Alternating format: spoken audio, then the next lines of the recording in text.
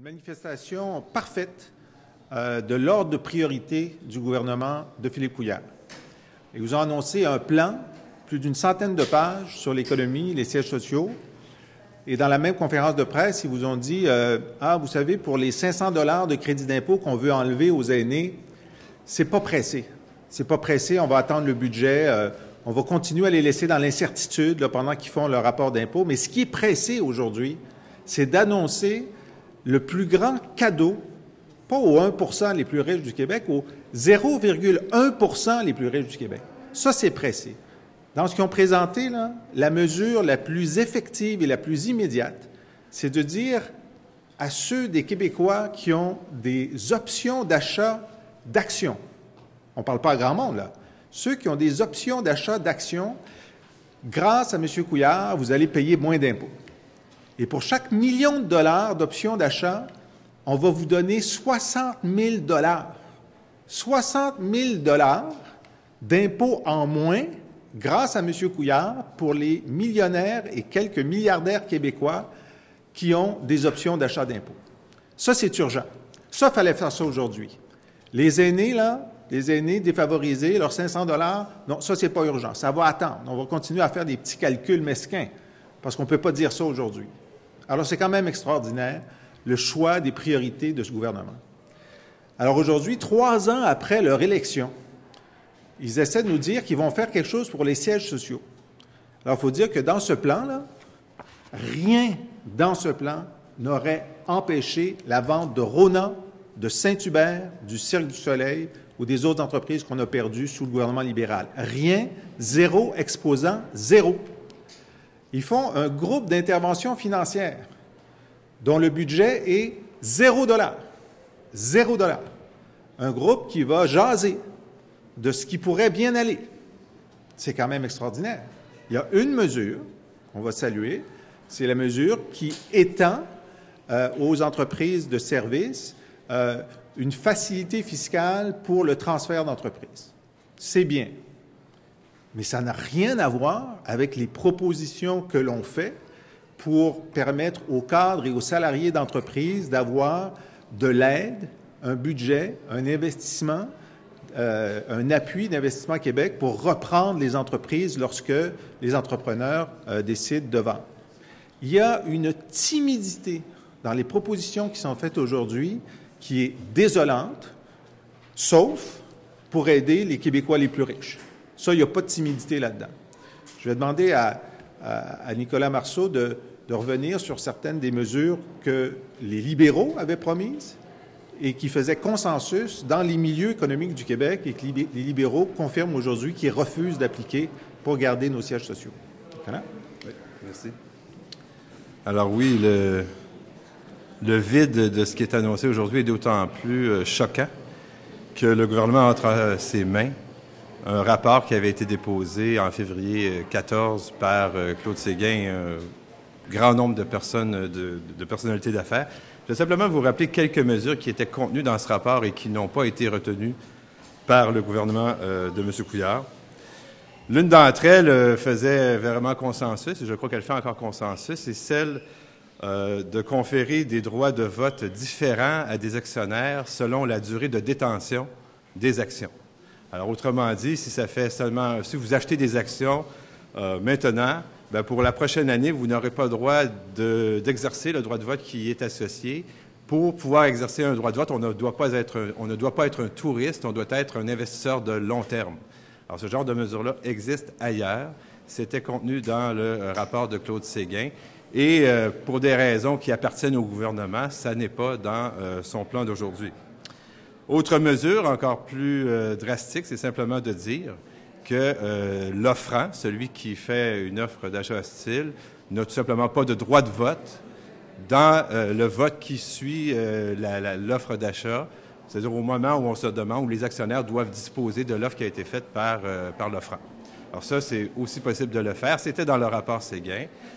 Troisième chose qui était dans le rapport, c'était par exemple de dire que les administrateurs, donc les membres du conseil d'administration, on ne peut pas révoquer leur appartenance au conseil d'administration avant la fin du terme, parce que ce genre de choses-là se faisait pour que les administrateurs récalcitrants soient mis de côté.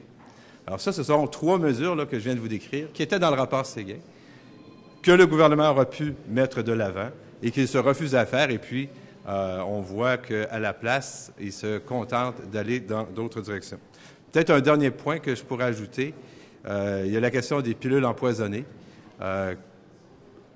Aux États-Unis, dans la vaste majorité des États, les entreprises disposent de moyens légaux par la loi des valeurs mobilières de chacun de ces États-là pour se soustraire à une offre d'achat, en tout cas pour prolonger le processus. Ici, il n'y a rien de tel. Les entreprises du Québec ne sont pas armées de la même manière que les entreprises du reste de l'Amérique. Et je ne comprends pas la logique qui sous-tend le refus du gouvernement dans ce dossier.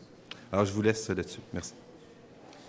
Là, on doit dire, Nicolas, que ce rapport qui avait été déposé lorsque tu étais ministre des Finances, Monique Jérôme-Forget, oui, l'ancienne ministre des Finances et du Conseil du Trésor, l'avait signé, un membre de la famille Mawson, plusieurs personnes de très grande crédibilité dans le milieu des affaires montréalais, donc y compris une ancienne ministre libérale, avait dit « Voici ce qu'on devrait faire ». Et lors de l'élection de 2014, le Parti libéral avait promis d'utiliser les milliards de dollars du Fonds des générations pour retenir les sièges sociaux. Avez-vous vu une ligne là-dessus? Rien. Là, la promesse est officiellement brisée.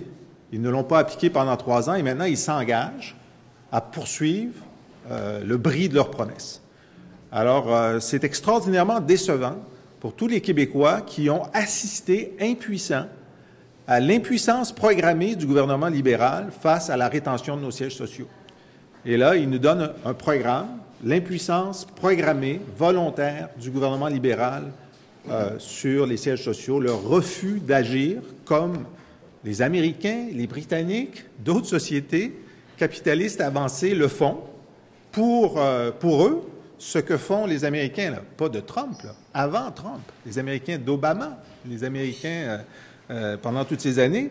Je cite M. Couillard, bloquer l'achat du quincaillier Rona, par exemple, ce serait nous faire reculer au siècle précédent. M. Letao a dit nous ne sommes pas dans un régime soviétique.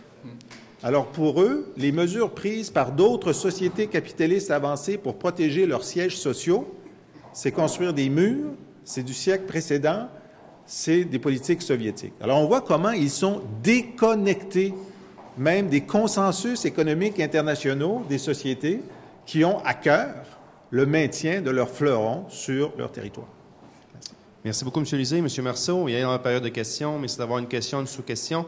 Et on y va avec M. Boivin, micro de gauche. Cogeco. Ce matin, le premier ministre nous a brossé un tableau duquel on comprenait qu'il n'y avait pas vraiment de problème. C'est-à-dire qu'on achète bien davantage d'entreprises à l'étranger qu'il y a d'étrangers qui en achètent les nôtres.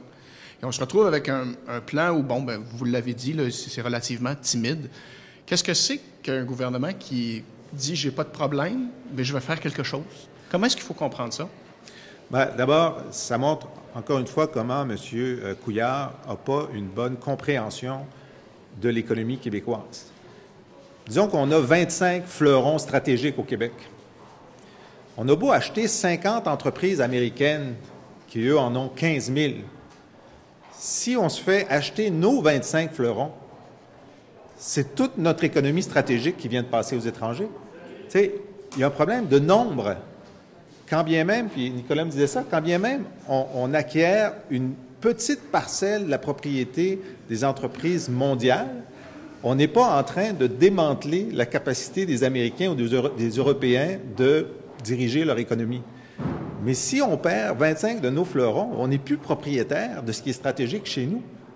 Alors, il y a juste un manque là, de compréhension de l'échelle des choses chez M. Couillard. Sentez-vous qu'il y a un péril en la demeure, de façon générale, pour les sièges sociaux des plus grandes entreprises québécoises? D'autant plus que le dollar canadien est faible. Ça veut dire qu'avec un dollar américain, avec un euro, avec un yen, on peut acheter à bas coût des entreprises québécoises. Alors oui, déjà, on a perdu Rona, une entreprise stratégique qui avait un tissu manufacturier dans toutes les régions du Québec. Et on sait que les fournisseurs de Rona se plaignent maintenant d'être délogés par les fournisseurs de Lowe's, c'est clair. Et là, on est dans une situation où le gouvernement libéral vient de dire « nous sommes avant ». Nous sommes avant. On y a pensé pendant 3 ans, là, et on n'a rien à vous dire pour vous empêcher de vendre. Il y avait des résolutions très claires à coût nul pour l'État, pour rendre plus difficile la vente de nos fleurons. On dit, on ne touche pas à ça. Il y avait une promesse libérale de prendre des milliards de dollars pour bloquer les ventes et dire, on brise notre promesse. Il y a notre proposition de faire en sorte de mettre dans la loi d'Investissement Québec et de la Caisse de dépôt la mission de retenir les sièges sociaux, qu'ils y pensent au moins à chaque fois, il n'y en est pas question. Alors, l'affiche à vendre, là, a été mise aujourd'hui sur le territoire du Québec par le gouvernement Couillard. Merci. Très, On va y très aller avec brièvement, M. Laforêt. Je suis désolé, M. l'option Boivin. d'achat, sur les options d'achat, vous n'auriez jamais fait ça? Non, on pense que c'est une mauvaise idée. C'est une idée d'ultra-riche. OK?